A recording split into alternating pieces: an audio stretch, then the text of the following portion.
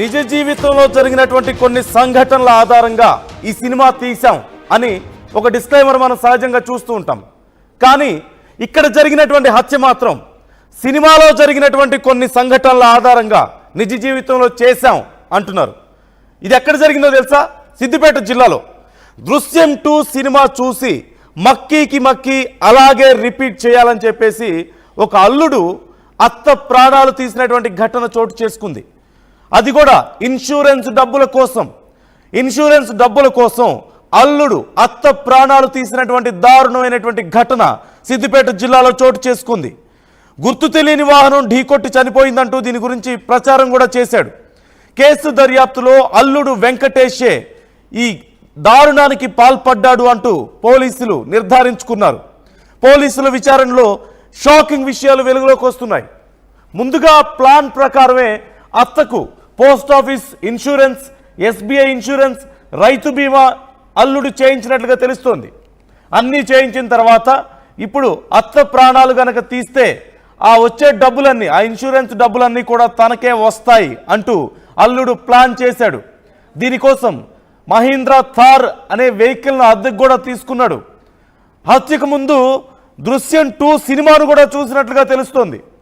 అలాగే హత్య చేసేందుకు 50,000 సుపారీ కూడా ఇచ్చినట్లుగా సమాచారం. సో ఇప్పుడు అర్థమైంది కదా, సహజంగా నిజ జీవితంలో జరిగినటువంటి కొన్ని సంఘటనల ఆధారంగా సినిమా తీసామని డిస్క్లైమర్ వేసే బదులు ఈ వార్తను చూసేటప్పుడు, ఈ హత్య గురించి తెలుసుకునేటప్పుడు ఖచ్చితంగా సినిమాలో చూసినటువంటి కొన్ని సంఘటనల ఆధారంగా ఈ హత్య చేశాడు అని చెప్పాలేమో. అంత దారుణంగా సినిమా పక్కీలో చాలా సినిమాటిక్గా ప్లాన్ చేసినటువంటి దారుణమైనటువంటి హత్య. కేవలం ఇన్సూరెన్స్ డబ్బులు భారీ మొత్తంలో రాబట్టుకోవడం కోసం అత్త బ్రతికున్నప్పుడే అత్త పేరు మీద రకరకాల ఇన్సూరెన్సులు కట్టాడు అల్లుడు. పాపం అత్తేమో మా అల్లుడు ఎంత మంచివాడో, నా కోసం ఇన్ని ఇన్సూరెన్సులు కడుతున్నాడు, ఇన్ని పాలసీలు తీసుకుంటున్నాడు, నా మీద ప్రేమ కదా ఇది అనుకుంది. కానీ ఆ ఇన్సూరెన్స్ డబ్బుల కోసం చివరికి తన ప్రాణాలనే అల్లుడు తీయబోతున్నాడని అత్త గమనించలేకపోయింది. పోస్ట్ ఆఫీస్ ఇన్సూరెన్స్ కట్టించాడు అత్తతో, ఎస్బీఐ ఇన్సూరెన్స్ కట్టించాడు, రైతు బీమాకి సంబంధించి కూడా అప్లై చేయించాడు. ఇక అత్త గనక అడ్డు తొలగిపోతే ఆ డబ్బులని తనకే వస్తాయనుకున్నాడు. మహీంద్రా థార్ని అద్దెకు తీసుకున్నాడు, కార్ని. అలాగే హత్య చేసే ముందు దృశ్యం సినిమాని 1కి 2 సార్లు పక్కాగా చూసుకున్నాడు. ఎలా ఆధారాలు లేకుండా చేయాలి ఉన్నటువంటి, సహజంగా మనం సినిమా చూసాం, సినిమాలో ఎలాగైతే స్టోరీలో జరిగినటువంటి హత్యకు సంబంధించి ఆధారాలు ఎలా చెడిపేస్తారో, అలాగే అసలు జరగలేదు అనే విధంగా ఎలాగైతే చిత్రీకరిస్తారో అలా చిత్రీకరించేందుకు ప్లాన్ చేసుకున్నాడు. సినిమాని 1కి 2 సార్లు పక్కాగా చూసుకున్నాడు. ప్లాన్ని 1కి 2 సార్లు పక్కాగా ముందు పైనుంచి కింద వరకు ఎస్టిమేట్ చేసుకున్నాడు. ఆ తర్వాత 50,000 సుపారీ కూడా ఇచ్చినట్లుగా తెలుస్తోంది ఈ హత్యలో తనకు సాయం చేసిన వాళ్ళకి. ఈ నేపథ్యంలో చివరికి పోలీసుల చేత చిక్కాడు. సినిమాలో హీరో దొరకలేదు, కానీ ఈ నిజ జీవితంలో ఈ విలన్ మాత్రం దొరికాడు పోలీసులకి. ఈ అంశానికి సంబంధించి పోలీసులు కీలక వివరాలను చెప్తున్నారు. ఒకసారి ఆ డీటెయిల్స్ ఒకసారి చూద్దాం.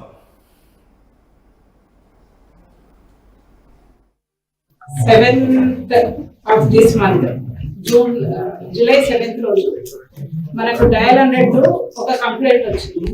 ఏమని అంటే ఒక హిట్ అండ్ రన్ యాక్సిడెంట్ అయింది, యాక్సిడెంట్ లో ఒక 57-year-old లేడీ చనిపోయింది అని మనకు కంప్లైంట్ వచ్చింది.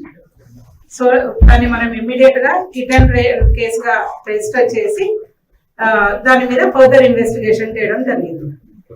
ఆ ఫర్దర్ ఇన్వెస్టిగేషన్ చేస్తున్నప్పుడు ఏ వెహికల్ అయితే మన యాక్సిడెంట్ చేసి వెళ్ళిందో ఒక వెహికల్ ని సస్పెక్ట్ వెహికల్ గా ఐడెంటిఫై చేయడం జరిగింది. అది మహీంద్రా కార్ అనే వెహికల్. ఆ మహీంద్రా కార్ ఎక్కడి నుంచి వచ్చింది ఏంది అని ఫర్దర్ ఇన్వెస్టిగేషన్ చేస్తే ఇది కార్ ని ఇచ్చేసి వాళ్ళే డ్రైవ్ చేసుకునే రెంటల్ ఏజెన్సీ ఉంటుంది కదా, అక్కడ నుంచి ఈ కార్ వెహికల్ అనేది ఒక 2 సస్పెక్ట్స్ 1 డే కోసము హైర్ కి తీసుకున్నారు అని మనకు వాళ్ళు చెప్పడం జరిగింది. అయితే ఈ హైర్ కి ఎవరు తీసుకున్నారు అని చూస్తే ఈ డిసీజ్డ్ ఎవరైతే ఉందో లేడీ, ఆ డిసీజ్డ్ వాళ్ళ అల్లుడు ఒకతను ఉన్నాడు, అల్లుని వాళ్ళ బ్రదర్ ఒకతను ఉన్నాడు.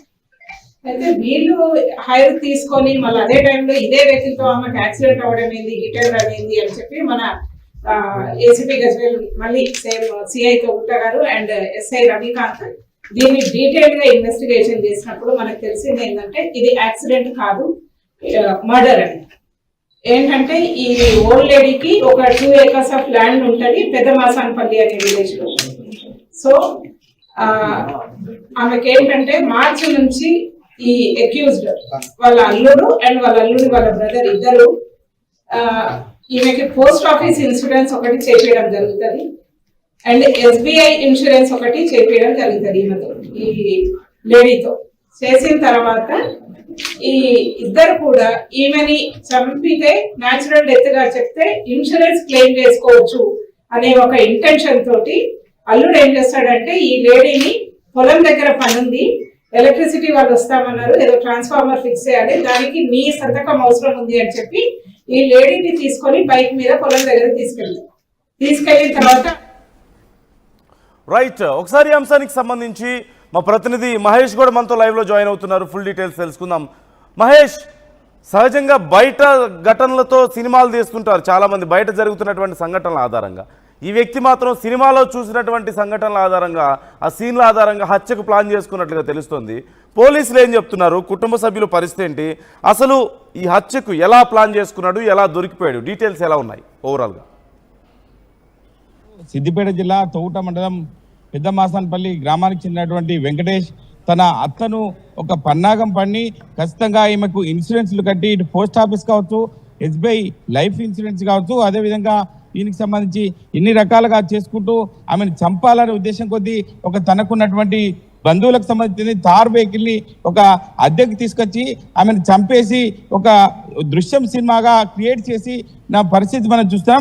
ఎందుకంటే ఇక్కడ చూడొచ్చు, అంటే ఇన్సూరెన్స్లు కట్టిపించి అత్తను చంపాలని చెప్పి సుఫారు ఇచ్చిన ఇక బ్యాచ్ గా చెప్పుకోవచ్చు. ఎందుకంటే అత్తను పకడ్బందీగా చంపేయాలనే ఉద్దేశం కొద్దీ ఇక్కడ పరిస్థితి చూస్తుంటే తన అద్దెకు తెచ్చిన తార్ వెహికల్ తో ఒక క్రియేట్ చేసుకొని తనంతట తానుగా చంపేసే పరిస్థితి చేసిన పరిస్థితి ఉంది. దీన్ని మళ్ళీ ఎవరికి అనుమానం రాకుండా అక్కడ ఉన్నటువంటి వారికి ఇతనే ఉండి దగ్గరుండి ఫిర్యాదు చేయడం ఇవన్నీ చూస్తుంటే ఏమి తెలియనట్టు కూడా వివరించినట్టు తెలుస్తుంది.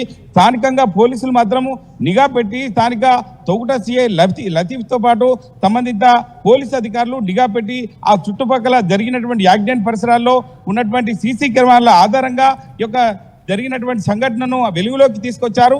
దీనికి సంబంధించి పోలీసులే నివ్వరపోయే విధంగా ఉంది. ఎందుకంటే అత్తను చంపితే ఆమెకున్నటువంటి ఇన్సూరెన్స్ డబ్బులు నాకు వస్తాయని చెప్పి 1,50,000 వరకు సుపారిచ్చి ఈ ఖచ్చితంగా ఈ యొక్క పన్నాగం పన్న పరిస్థితి ఉంది. దీనికి సంబంధించి చూస్తుంటే పోలీసులు మాత్రం చెక్ పెట్టినారని చెప్పొచ్చు.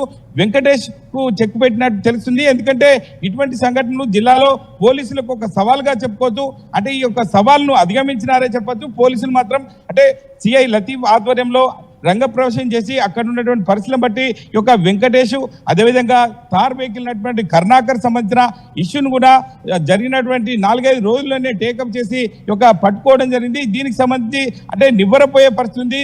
అంటే ఇటువంటి వారు కూడా ఉంటారా అంటే చూస్తున్న పరిస్థితులను బట్టి చూసి అత్తను మంచిగా చూసుకోవాల్సినటువంటి వ్యక్తి ఇటువంటి ఇన్సూరెన్స్ను కట్టిపించి మరి చంపాల్సింది ఏంటని చెప్పి అందరూ కూడా ముక్కును వేలేసుకునే పరిస్థితి మనం చూస్తున్నాం.